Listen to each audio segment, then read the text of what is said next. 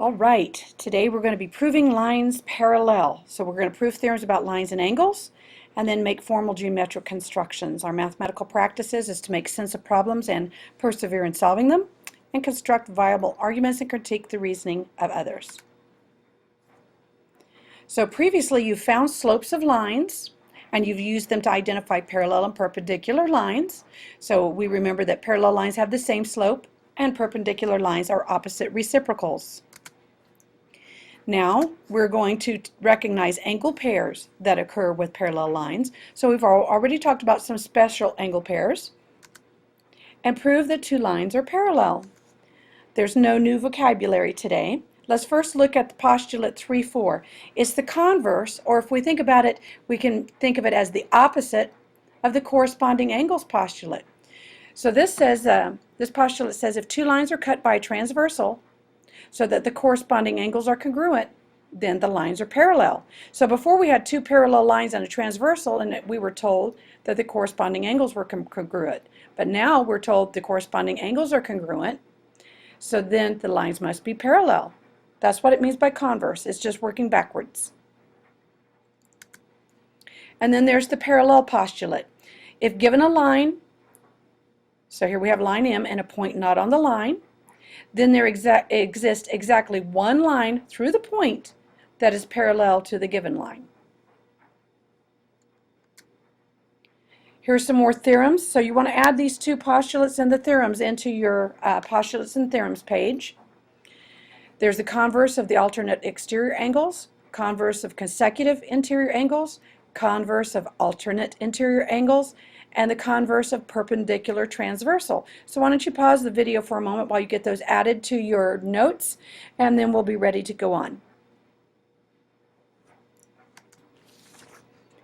Okay, the first thing we're going to do is identify parallel lines. Now we're given that angle 1 is congruent to angle 3. Okay, so we're told angle 1 is congruent to angle 3. Is it possible to prove that any of the lines shown are parallel? If so, state the postulate or theorem that justifies your answer. So 1 and 3, first of all, we look at their relationship, their corresponding angles. Notice that they both sit on the bottom right side, the bottom right angle of lines A and B. So since 1 is congruent to angle 3 and A and B are parallel by the converse of the corresponding angles postulate. Okay, let's look at another one. Given that the measurement of angle 1 is 103, the measurement of angle 4 is 100, is it possible to prove that any of the lines shown are parallel? And if so, state the postulate or theorem that justifies your answer. So what kind of angles are 1 and 4? Which one's the transversal? They are alternate interior angles. If we look at lines A and C being parallel, 1 and 4 would be alternate interior with this as the transversal. So since 1 is not congruent to 4, line A is, not parallel to line C. Well, look at there. So it's not parallel by the converse of alternate interior angles theorem. Okay. Check your progress. Given angle 1 is congruent to angle 5, is it possible to prove that any of the lines shown are parallel? Let's pause for a moment and select your answer, then come back. So we're looking at 1 and 5.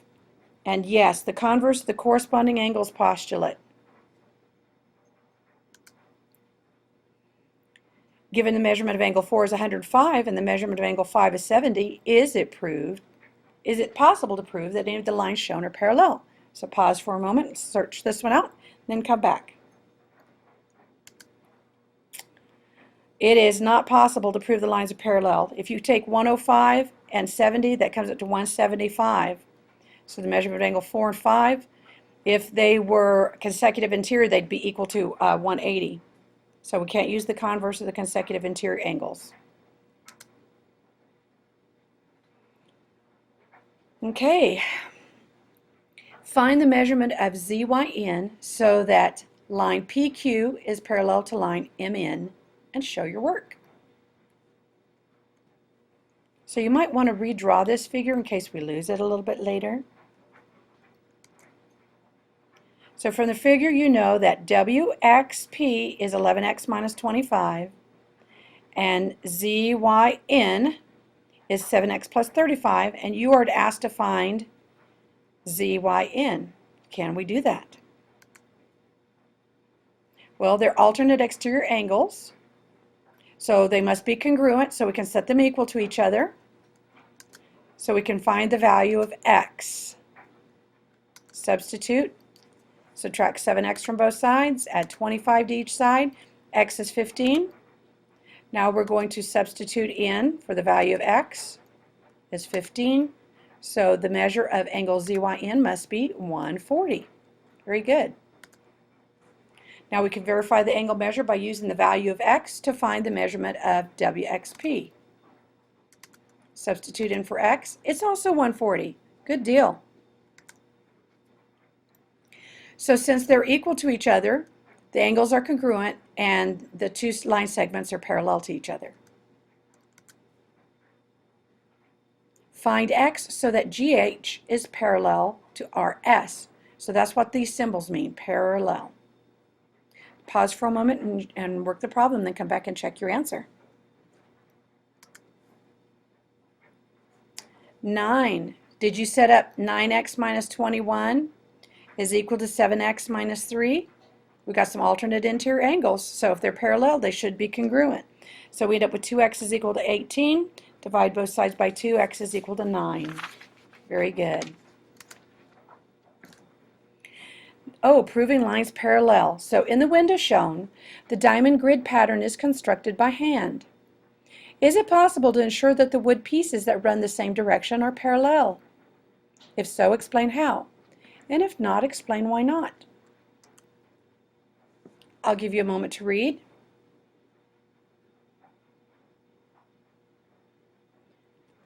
So measure the corresponding angles formed by two consecutive grid lines. Two consecutive grid lines.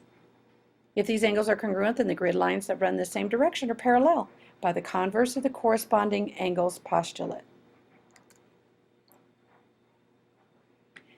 In the game tic-tac-toe, 4 lines intersect to form a square with 4 right angles in the middle of the grid.